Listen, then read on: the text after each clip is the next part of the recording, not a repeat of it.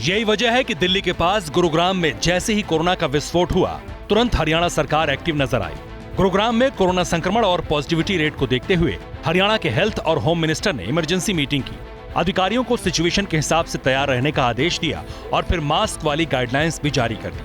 अनिल विज ने कह दिया कि अगर हरियाणा में 100 से ज्यादा लोगों की गैदरिंग होगी तो फिर मास्क पहनना जरूरी है। लोगों को स्वयं की प्रेरणा से इसका जो कोविड का प्रोटोकॉल है उसको मानना चाहिए। हमने सभी हेल्थ वर्कर्स को और 100 से ज्यादा गैदरिंग वालों को मास्क डालना अनिवार्य है।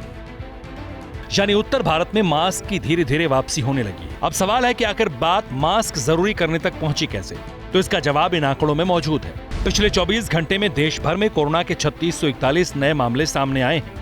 इस दौरान कोरोना से संक्रमित 7 मरीजों की मौत की पुष्टि हुई है। इसमें भी महाराष्ट्र में 3 मौतें सामने आई हैं। अब देश में कोरोना के एक्टिव मरीजों की संख्या 20,219 हो चुकी है। एक दिन पहले देश में कोरोना के 3824 मरीज कोविड पॉजिटिव पाए गए थे।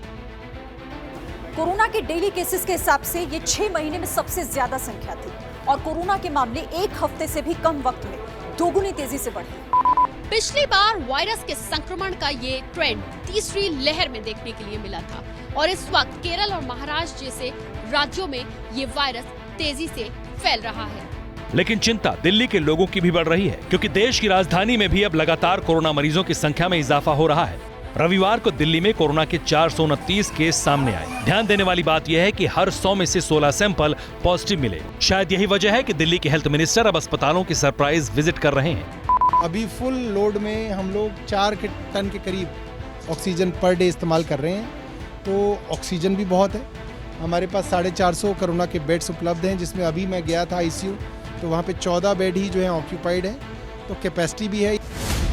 दिल्ली के अलावा गुजरात, हिमाचल, कर्नाटक, तमिलनाडु और यूपी भी उन राज्यों में शामिल हैं जिनके चलते डेली केसेस की संख्या लगातार बढ़ रही है।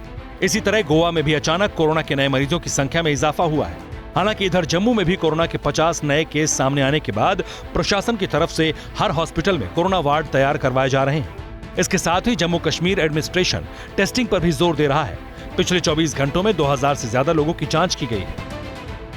यहाँ ये भी जानना जरूरी है कि कोरोना के साथ साथ H3N2 के मामले भी लगातार बढ़ रहे हैं। देश के केंद्रीय स्वास्थ्य मंत्रालय ने बड़े हॉस्पिटल्स के एक्सपर्ट्स के साथ इस पर चर्चा की और टेस्ट, ट्रैक और ट्रीट के फॉर्मूले पर जोर भी दिया है।